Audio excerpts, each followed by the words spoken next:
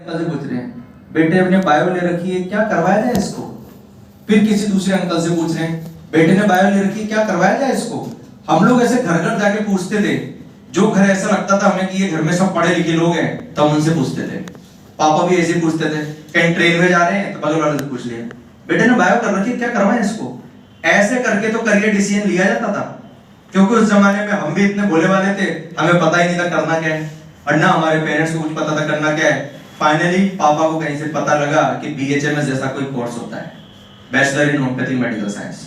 तो उन्होंने सीधा जाके बोला DU चले जाओ, दिल्ली में कॉलेज है DU का, मेरिट लिस्ट निकलेगी, नंबर आ गया तो अच्छी बात है। तो हमने जाके DU का फॉर्म भर दिया, DU से BHMS में नंबर भी आ गया, BHMS कर भी ली। और जब करने बैठे और जब आधी डिग्री निकल गई, तब जाके हमारे एक्चुअल में सेंसस एक्टिवेट हुए। जब मैं ऑलमोस्ट 24-25 साल का हो चुका था, और उस उम्र में पीछे जाने का ऑप्शन नहीं होता, क्योंकि ये जो 20 से 30 की उम्र होती है ना, इसमें एंथुसियाज्म और पोटेंशियल बहुत है, लेकिन आप बिना रडार के चल रहे हैं। और उसमें भी सबसे क्रूशियल होती है 20 से 25, क्योंकि 20 से 25 का जो एज ग्रुप होता है, इसमें ज्यादातर बच्चे जो है अपनी डिग्री पूरी कर चुके होते हैं और जॉब सर्च कर रहे होते हैं। तो मैं 24-25 की उम्र तक जब पहुंचा, तब मुझे समझ आया कि यार अपन कर क्या रहे थे।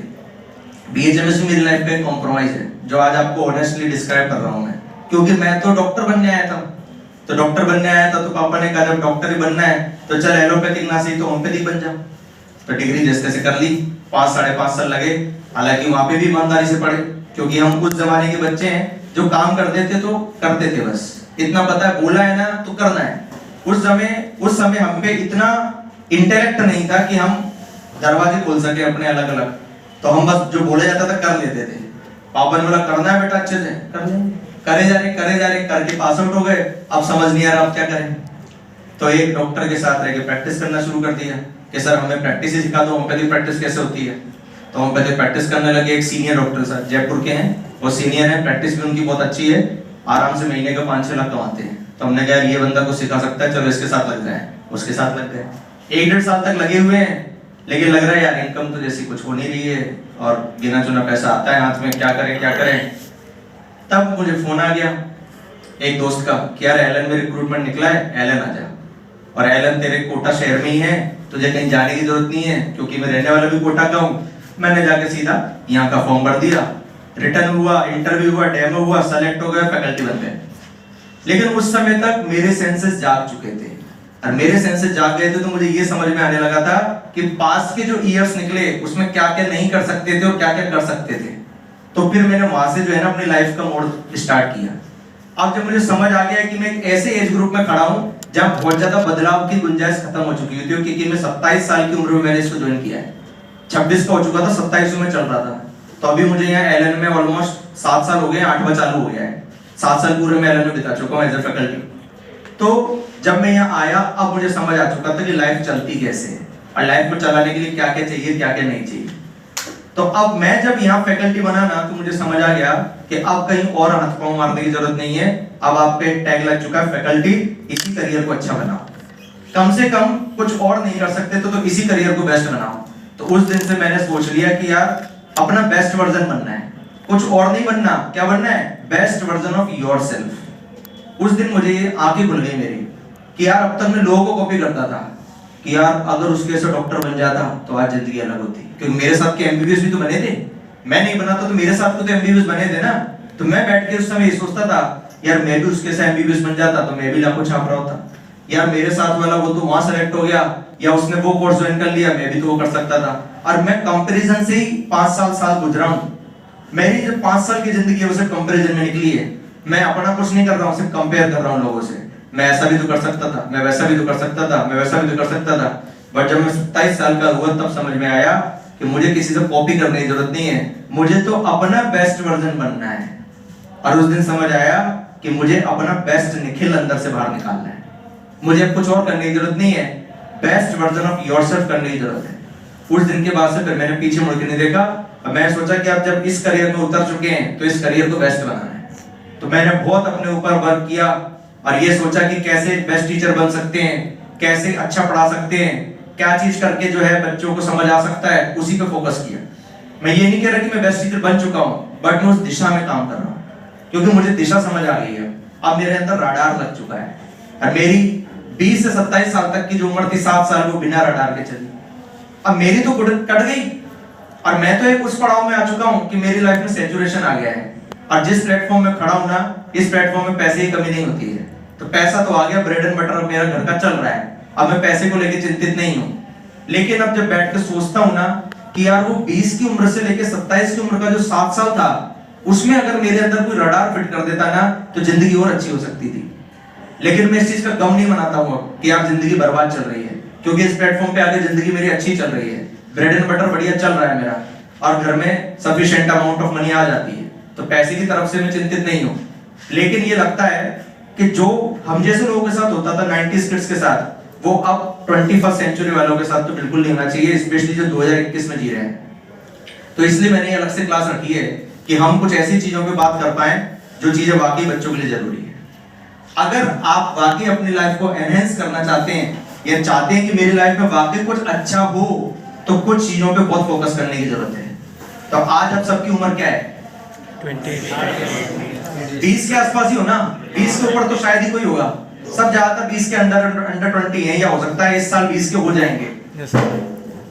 अब से आपकी सोच जो है ना वो 25 साल वाली होनी चाहिए। आज से आप कोई भी काम करेंगे ना तो आपको अपनी एज क्या माननी है? 25 साल। और ये सोच के चलो कि जो मैं बनने आया हूं और जो मैं 5 साल बाद बन चुका हूंगा, तो वो वाला इंसान कैसे सोचेगा। जैसे तुम्हारा नाम बताओ क्या है? समीर तुम मान लो 20 साल के हो। तुम बैठ के सोचा करो, अगर समीर 25 साल का है और एमबीबीएस कर चुका है तो समीर कैसे सोचेगा, वो तुम्हें आज सोचना है। क्योंकि अगर तुम 20 साल की उम्र के सोच के साथ चलोगे तो तुम वही होगा तुम्हारे साथ जो निखिल के साथ हुआ है, और निखिल जैसे 1000 ऑफ निखिल के साथ हुआ है। क्योंकि यहाँ ज्यादातर 90s के लोग ही तो हैं जो मेरे साथ पढ़ा रहे हैं, और 90s के लोगों के साथ सबके साथ यही हुआ है। क्योंकि उस जमाने में किसी के अंदर रडार था ही नहीं। बहुत कम लकी लोग थे जिनके पास रडार सिस्टम था। हम सब वो लोग हैं जो बिना रडार के चलते हुए हैं। यहाँ पे ज्यादातर लोग अपनी जिंदगी कॉम्प्रोमाइज के साथ ही गुजार रहे हैं, लेकिन ठीक है, वो रिग्रेट हम नहीं करते। अब ठीक है, जितना चल रहा है लाइफ में बढ़िया चल रहा है। लेकिन समीर अगर आज की उम्र में ये सोचे कि मैं 25 साल का हूं और मेरी एमबीबीएस हो चुकी है, तो 25 साल की उम्र का समीर कैसे सोचेगा, वो तुम्हें आज से सोचना पड़ेगा। तब जाके तुम्हारी लाइफ एनहेंस होगी। तब तुम्हें लगेगा कि हाँ वाकई मैं अपनी जनरेशन से आगे हूं। क्योंकि ये जो 20 साल की उम्र की जनरेशन है ना, हाईली वल्नरेबल जनरेशन है। हाईली वल्नरेबल का मतलब कहीं भी मुड़ जाती है। जैसे हवा चलती है ना आंधी, तो आंधी में कई सारी चीजें इधर उधर उड़ जाती हैं, वैसे हो तुम लोग। तुम अभी कहीं भी मुड़ सकते हो। तुम वो सूखा सा पत्ता हो जो आंधी में कहीं उड़ जाता है। और अगर 20 साल की उम्र में आके नहीं खुली, 25 की उम्र में आके खुली, तो फिर सब वही होगा तुम्हारे साथ जो होता है। और हमारे इंडिया में यही दुर्भाग्य है कि 90% यूथ वाला जो समय है वो बर्बाद हो रहा है, नष्ट हो रहा है, सीरियसली नष्ट हो रहा है। हम इंडियंस जो हैं, हमारे 99% जो यूथ हैं वो कुछ नहीं कर रहे हैं। वो सिर्फ अपनी जिंदगी में कॉम्प्रोमाइज कर रहे हैं और एक एवरेज किड की तरह जिंदगी जी रहे हैं। तो मैं यही आपको बताने आया हूं कि हम कैसे अपनी जिंदगी को एनहेंस कर सकते हैं और एक एवरेज से अबोव एवरेज की जिंदगी जी सकते हैं, अच्छी जिंदगी जी सकते हैं। आप सभी यहाँ डॉक्टर बनने आए? सबका जो है एम डॉक्टर बनना ही है। लेकिन अगर इसके पीछे जाओ तो आपको समझ नहीं आएगा कि क्यों आए डॉक्टर बनने। सिर्फ आपको इतना पता है कि डॉक्टर बनने आए, लेकिन अगर उसके पीछे जाके खंगालो कि डॉक्टर क्यों बनने आए तो किसी को नहीं पता इसका आंसर। और मैंने ऐसे बहुत बच्चों से पूछा हुआ है कि बेटा तू डॉक्टर बनने आया? Yes sir. क्यों? तो ऐसे लॉस्ट हो जाते हैं। क्यों? क्योंकि एक्चुअल में नहीं पता कि डॉक्टर बनने क्यों आए हैं। क्योंकि हमें आज भी घर से धकेला जाता है, घर से धकेल के भेजा जाता है, डॉक्टर बनो डॉक्टर बनो। तो हम निकल लिए डॉक्टर बनने, और फिर हम वही निखिल बनने निकल पड़ेंगे। तो हमें जब पता ही नहीं है कि डॉक्टर बनना क्यों है, तो फिर बन क्यों रहे हैं यार? बन क्यों रहे हैं?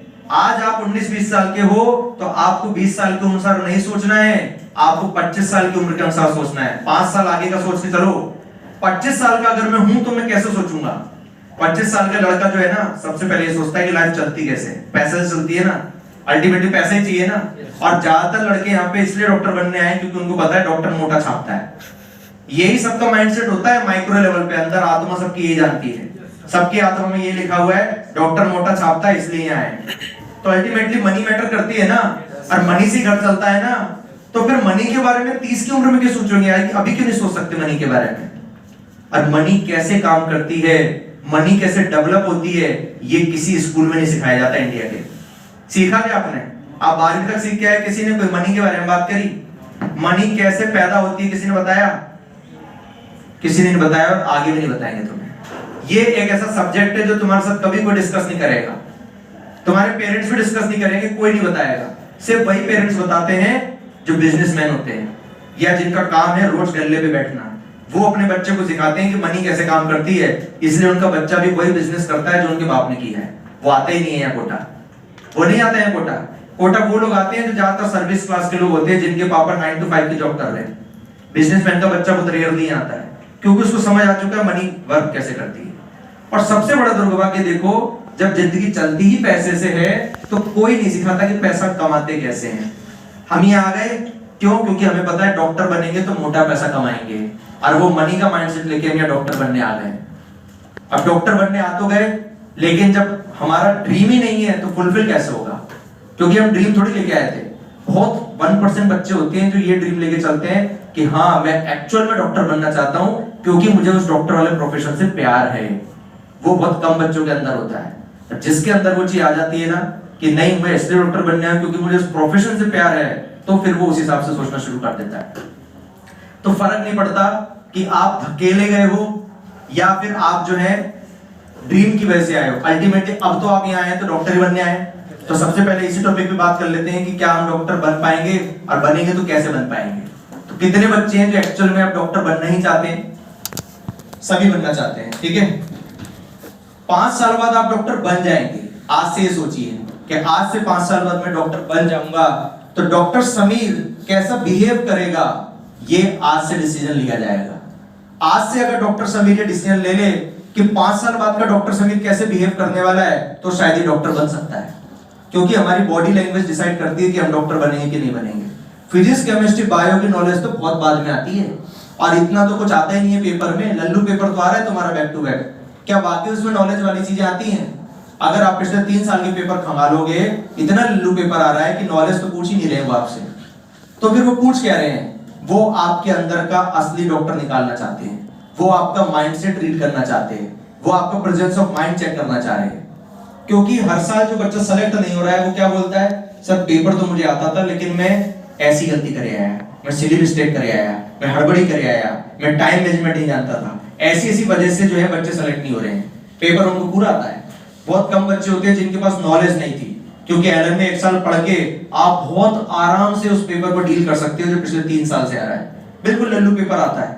कोई वाकई आपको लगता है कि पेपर बहुत हार्ड बनता है? No sir. नीट का पेपर पिछले 2-3 साल से कोई हार्ड बन रहा है? नहीं, लल्लू बन रहा है, क्योंकि वो नॉलेज चेक ही नहीं कर रहे। वो ये देख रहे हैं कि एक्चुअल में डॉक्टर बनने लायक बंदा है कौन, और डॉक्टर बनने लायक बंदा वही है जो आज से डॉक्टर वाली बॉडी लैंग्वेज में जिएगा। तो डॉक्टर कैसे सोचता होगा, कैसे चलता होगा आज का, 5 साल बाद वाला डॉक्टर, वैसा बिहेवियर आपको करना है। क्या उस जमाने का डॉक्टर बहुत ज्यादा लड़ाकू होगा? डॉक्टर समीर, तुम 25 साल के हो और तुम एमबीबीएस कर चुके हो, क्या तुम छोटी छोटी चीजों के लिए लड़ोगे? नहीं लड़ोगे। तुम हम्बल होगे या एंग्री होगे? हम्बल होगे। क्या उस समय तुम मनी कमाने के पीछे चल रहे होंगे या मनी को स्पेंड करने के चक्कर में? स्पेंड या कमाना? कमाओगे भी और स्पेंड भी करोगे। कमाने का माइंडसेट कब आता है? जब एक्चुअल में हमारी सैलरी आने लगती है या हम कहीं से जो है अर्न करने लगते हैं, तब हमें आता है कि यस अर्निंग आना शुरू हो गई है, अब एक्चुअल में मैं कमाना शुरू कर चुका हूं। ये 25 साल की उम्र में आ रहा है, अभी क्यों नहीं आ रहा? हमें आज से ही इस नॉलेज को लेना पड़ेगा, क्योंकि अल्टीमेटली तो जिंदगी पैसे से चल रही है और पैसे की नॉलेज हमें दी नहीं जाती है। तो आज से हमें कुछ चीजों पे बहुत वर्क करना पड़ेगा। पहला वक्त तो ये करना पड़ेगा कि कैसे करके मेरे अंदर ये जीन्स डेवलप हो जाए कि पैसा जो है कैसे बनाया जाता है, वेल्थ कैसे बनाई जाती है। क्योंकि मैं ऐसे बहुत सारे डॉक्टर को जानता हूं जिन्होंने अपनी जिंदगी भर अथाह पैसा कमाया, लेकिन आज उनके घर पे ना टू लेट फॉर स्टूडेंट लिखा हुआ है। ऐसे बहुत डॉक्टर मैं कोटा में जानता हूँ, तलवंडी में भी जानता हूँ। ये जो तलवंडी एरिया है ना, बहुत पॉश कॉलोनी है कोटा की, और यहाँ पे बहुत सारे डॉक्टर्स हैं जिन्होंने यहाँ पे 30 से 35 साल गुजारे हैं। बहुत बढ़िया छापा है पैसा, अंधाधुंध पेशेंट देखे, लेकिन आज वो पता कैसे कमा रहे हैं? Too late for students. जिसने 35 साल पैसा छापा हो, वो घर पे टू लेट फॉर स्टूडेंट से पैसा कमा रहा है, स्टूडेंट्स को किराए पे देके पैसा कमा रहा है, हॉस्टल बना के पैसा कमा रहा है। तो फिर 35 साल क्या किया उसने? ये वो लोग हैं जिनको पता ही नहीं था वेल्थ कैसे कमाते हैं। उन्होंने बस पैसा बनाया, स्पेंड किया, बनाया, स्पेंड किया, बनाया, स्पेंड किया, और अल्टीमेटली बैक टू जीरो, फिर से पेविलियन पे आ गए। उनकी वेल्थ बनी ही नहीं है। क्यों? क्योंकि हमें किसी स्कूल में सिखाया नहीं जाता कि वेल्थ बनती कैसे। तो सबसे पहले अगर हम वाकई डॉक्टर बनने आए हैं तो पहले तो इस पे फोकस करें कि आज से 5 साल बाद वाला डॉक्टर सोचेगा कैसे। तो 5 साल बाद का जो डॉक्टर है वो छोटे छोटे चक्करों में नहीं पड़ता है। वो जो है 25 साल के डॉक्टर जो है सबसे पहले सोचेगा कि मैं अपने आगे की लाइफ को कैसे डिसाइड करूं, आगे की लाइफ में कैसे मैं पैसा बनाऊं, कैसे मैं अपने लिए अपना क्लिनिक एस्टेब्लिश करूं। जितने भी एमबीबीएस होते हैं जो कॉलेज से पास आउट होते हैं वो यही सोचते हैं कि जब मैं यहाँ से निकलूंगा तो मेरा जो है पास आउट होने के बाद कितना पैसा मैं कमाऊंगा महीने का, क्या मैं अपने लिए अपना खुद का हॉस्पिटल खड़ा कर पाऊंगा, क्या नहीं कर पाऊंगा, इस बारे में सोचता है। हम्बल हो जाता है, छोटी छोटी चीजों में लड़ता नहीं है, फालतू के जो छोटे मोटे इश्यूज होते हैं कंट्री के उनके चक्करों में नहीं पड़ता है, फालतू के सोशल मीडिया में चक्करों में नहीं पड़ता है, इन सब चक्करों से ऊपर उठ चुका होता है। तो कल को जब आप 5-6 साल बाद जब एमबीबीएस से बाहर निकलेंगे ना, तो जो आपका माइंडसेट तब होगा, आपको आज से अपना माइंडसेट वो बनाना पड़ेगा। आपको इन सब चीजों से ऊपर उठना पड़ेगा। सोशल मीडिया 25-26 साल 27 साल की उम्र में ना एक्चुअल में सोशल मीडिया से नफरत हो चुकी होती है। मैं जब एलएन में आया था ना, मैं सोशल मीडिया से तभी सैचुरेट हो चुका हूँ और आज भी सैचुरेटेड चल रहा हूँ। लेकिन मैं कब इस्तेमाल करता था सोशल मीडिया? अपने कॉलेज के 2nd-3rd ईयर में, क्योंकि उस समय फेसबुक लॉन्च हुआ था जब मैं 2nd ईयर में था, और मैं अंधाधुंध फेसबुक जो है चलाता था। खूब दिन भर फेसबुक चला रहा हूँ, डेली के पोस्ट डाल रहा हूँ, डेली के फोटो डाल रहा हूँ, डेली के कोटेशन डाल रहा हूँ, फुल बकवास कर रहा हूँ, और अपना सारा एनर्जी और सारा टाइम किस पे वेस्ट कर रहा हूँ? फेसबुक पे। फुल फेसबुक पे मैंने अपना समय बर्बाद किया है। हाँ जी, हाँ